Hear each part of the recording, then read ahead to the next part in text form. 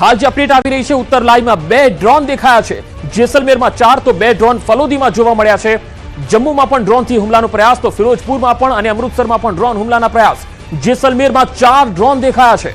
ઉત્તર લાઈવમાં બે ડ્રોન દેખાયા છે તો જેસલમેરમાં 4 ડ્રોન જોવા મળ્યા છે। બે ડ્રોન ફલોદીમાં જોવા મળ્યા છે તો આ ડ્રોન હુમલાના દ્રશ્યો પણ અમે આપને બતાવી રહ્યા છે। બ્લેકઆઉટ કરવામાં આવ્યું છે અને લોકો સ્વયંભૂ આ બ્લેકઆઉટમાં પણ નિર્દેશોનું પાલન કરી રહ્યા છે જેથી પાકિસ્તાન કોઈ પણ પ્રકારનો જે છે એ ફાયદો ન લઈ જાય। હાલ તસવીરોમાં તમે જોઈ શકો છો કે જે ડ્રોન હુમલાના પ્રયત્ન કરવામાં આવી રહ્યા છે એ તસવીરો કેદ થઈ છે।